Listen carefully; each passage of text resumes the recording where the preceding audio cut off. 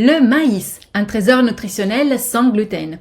Bonjour, je suis Martha Irico. J'ai créé cette chaîne YouTube car je suis profondément convaincue qu'améliorer son alimentation est le meilleur moyen pour prévenir de nombreuses maladies, aussi bien chroniques qu'aiguës, et qu'il s'agit d'un moyen accessible à tous.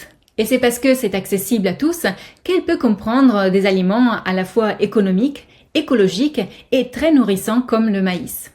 Parlons un peu des aliments à base de maïs.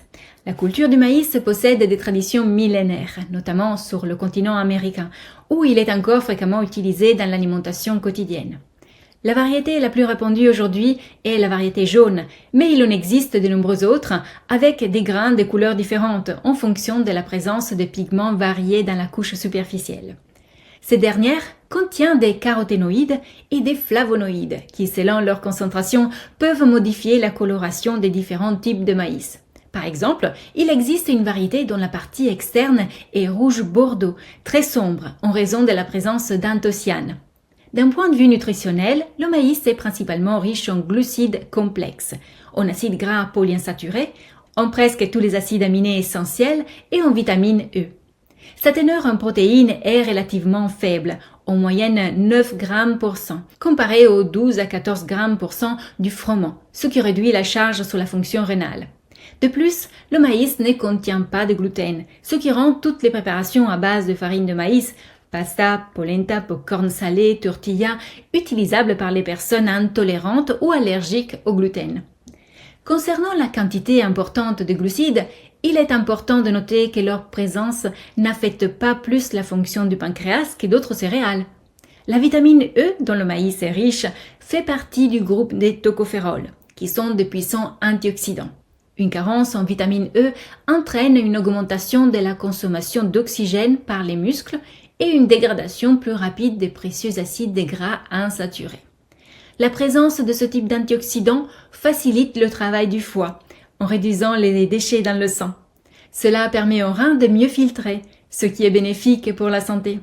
Cependant, dans les cas graves des maladies rénales, il faut faire attention à la teneur en phosphore du gras entier qui est plus élevée, tandis que la farine de maïs en contient beaucoup moins. Parmi les divers composants du maïs, on trouve le tryptophane, qui intervient dans les mécanismes d'absorption des sucres par le cerveau et d'autres tissus, en travaillant en synergie avec l'insuline. On découvre également la niacine, une substance qui possède une action anti-hémorragique. La teneur en fer et en potassium du maïs n'est pas négligeable, tandis que le calcium est présent en quantité plus modeste. Parmi les micronutriments, il est intéressant de noter la proportion de magnésium, de zinc et surtout de sélénium. Ce dernier antioxydant aux propriétés anticancéreuses reconnues est présent dans le foie de presque tous les poissons et dans les reins des mammifères. Les aliments d'origine végétale contenant du sélénium sont rares, parmi lesquels certaines légumineuses comme les haricots, les lentilles et le maïs. Une problématique pouvant susciter quelques inquiétudes concernant la consommation de maïs concerne la mise sur le marché international d'OGM, organismes génétiquement modifiés, c'est-à-dire les aliments dits transgéniques. En effet, le maïs a été l'un des premiers végétaux étudiés et expérimentés par des grandes entreprises agroalimentaires utilisant ces techniques. Il est donc important de privilégier la consommation de maïs issu de cultures biologiques qui n'utilisent pas d'OGM. La farine de maïs peut être cuisinée en polenta de manière avantageuse lorsqu'elle est associée à des légumes cuits ou à des protéines animales comme des saucisses ou d'autres viandes de porc. Si vous souhaitez découvrir tout de suite des recettes faciles et gourmandes à base de farine de maïs, je vous propose de suivre la formation en ligne Adapter son alimentation. Il s'agit d'un parcours entièrement personnalisable, conçu pour vous aider à mieux gérer votre alimentation en fonction de votre âge, de votre style de vie et de vos moments de la journée.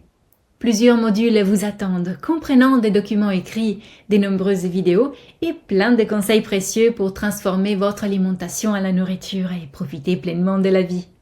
Pour découvrir tous les détails de cette formation, il suffit de suivre le lien situé juste en dessous de cette vidéo.